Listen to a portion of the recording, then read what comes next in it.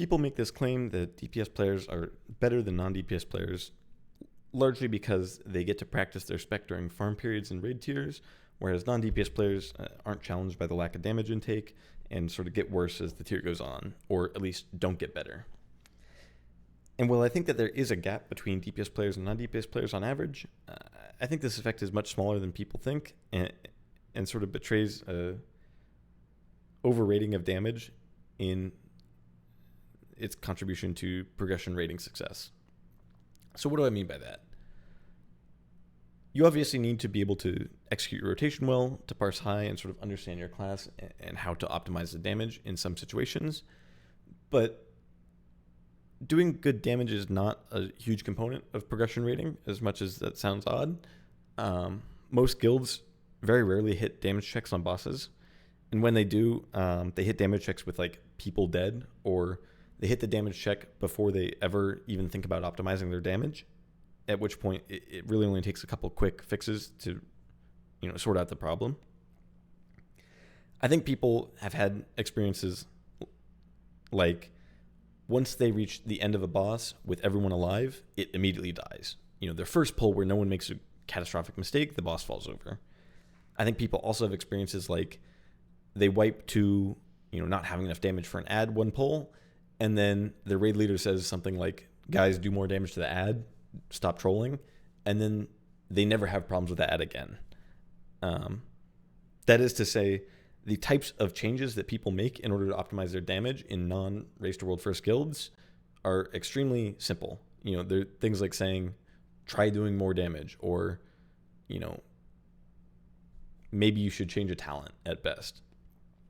If you compare that to the types of changes people make for strategy reasons, people will pretty meticulously plan out healing cooldowns and really shuffle those around and experiment with them.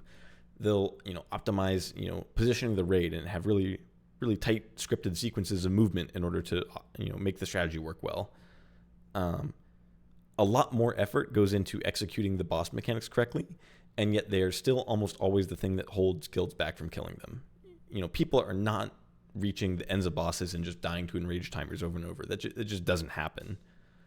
Even on hard throughput checks like Rashok or Magmarax, guilds might pull Rashok 70 times and die to the enrage with everyone alive throughout the whole boss fight, 5 times. It's 12%, it's a 12th of your pulls or something like that. It's just not that many. So all that is to say, there are a lot of skills in progression rating success that farm raids don't really test. And if you think that DPS players are better than non-DPS players, you have to concede that they're not being tested on those other skills either. They're not practicing strategy. They're not doing, really careful positioning. They're not thinking about how to optimize their utility usage or their defensives. They're just not being challenged on any of that because farm rating is very easy. Now, if you have a belief about the world, you should sort of think about the implications that belief has. If you think that the reason why DPS players are better, then you should expect, if you think the reason why DPS players are better is because they get to practice their spec, then you should expect them to not be better at the things that they cannot practice during farm. That is to say, DPS players should be better at doing damage in progression rating and optimizing their throughput, but they should be no better than the non-DPS players at things like using defensives or executing mechanics carefully, because they get as much practice as non-DPS players do on those things. And I think that's just not true. Like, a lot of DPS players have much better mechanical ability to like move their character around carefully, or plan around cooldowns, or survive damage intake or something like that than a lot of healers or tanks do. I think you would also expect that as a tier goes on, healers and tanks would narrow this gap significantly, because they get a ton of progression rating practice over the course of the tier and should catch up to DPS players in skill level, or get pretty close by the last boss, and then sort of start decaying once farm starts and things get easier. And this also isn't what you see. I think healers are often the weakest players in guilds and continue to be the weakest players in guilds throughout the tier. Healers and tanks maybe equally. So This theory that farm raiding practice is the reason why DPS players are better doesn't hold up to a lot of scrutiny. I think another reason why it doesn't is that the things that make you do good damage in farm are not necessarily the things that make you do good damage in progression. In that playing for farm purposes requires, skillful execution of your rotation, but also a lot of degenerate behavior that's pretty actively bad for progression rating success. If you think that healers get worse on farm because they aren't challenged to do positive things that help the raid succeed, then it should be kind of surprising that DPS players get better, or it should be surprising if DPS players get better from that practice when they're being encouraged to do things that are actively harmful towards raid success. What I mean by that is that parsing high on bosses on a lot of specs involves doing very degenerate things that are really bad for your raid if you were on a progression pull. If you look at some of these logs I've pulled up, we have a person who is, the rank 1 marksmanship hunter on Sarkrath, and yet 85th percentile in boss damage. Same thing if we look at a Fury Warrior, rank 1 Fury Parse on Sarkrath, 87th percentile on boss damage. What's happening here? Sarkrath and Neltharion have low health adds that easily die to the passive cleave from specs like Windwalker, Enhancement Shaman, Demon Hunter, Sub-Rogue, etc. So players who have AoE abilities, which do bad single target damage, should never hit those abilities so that the specs best equipped to deal with the adds, or specs that gain funnel damage from the adds, can continue to hit them and take care of them. And if this all works out nicely, the adds are never a problem, and everyone does the maximum amount of single target damage. But because some people don't do that in farm, the way that you play for high parse is you fucking hit Whirlwind, you hit Ravager, you Bladestorm, you send every AoE ability you have at these adds and get a really high parse. But in doing so, you're taking actions that would reduce your probability of killing the boss if you're on a progression pull. And so it's really baffling to think that these types of habits are good for players in the long term.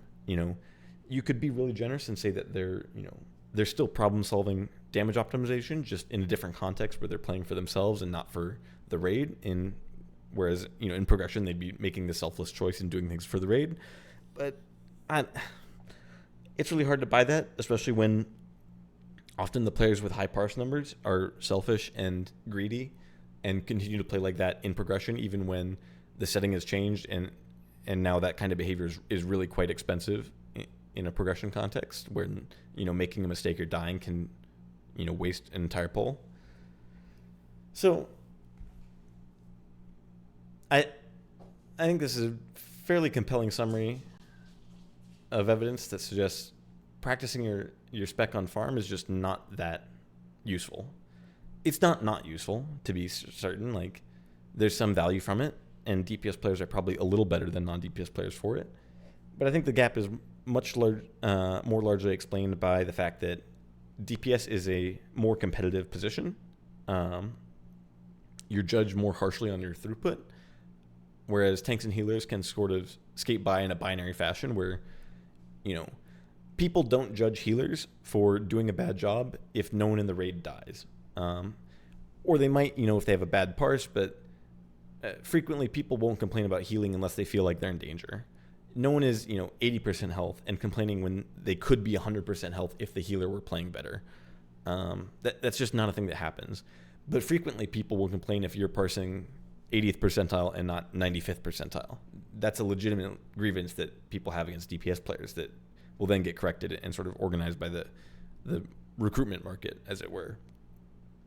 I think another reason is that the competitive nature of DPS probably attracts players who care about their performance more. The type of person who plays DPS and continues trying to succeed at a DPS role is constantly measuring themselves against other people. And it's like that attitude or that motivation that makes them better, not the fact that they're practicing their spec in farm raiding, which is just not that meaningful. I think also maybe generally you see this in other games like, League of Legends or Overwatch or something, where people attracted to supportive or tank style characters often are attracted to them because they require less mechanical skill. Like maybe they have lower actions per minute, or they're conceptually easier, or they're more sturdy. So there's more of a margin for error in your positioning, or maybe there's less of a pressure on them to succeed. And well, I think that's reversed in World of Warcraft, where like tanks and healers actually have a lot more of the burden of success on them than maybe some other games. I would guess that some of that ethos carries through. That like people who are attracted to DPS are also attracted to carry roles in other games. Who are they're attracted to making big plays, being large contributors to group success. They feel like they're the best person in the group, and this type of person is probably on average going to be better than the person who thinks that they need to support the team. Those would be my best guesses to explain the gap in player skill, but I think practicing your spec during farm is really quite a weak argument given the full implications of it.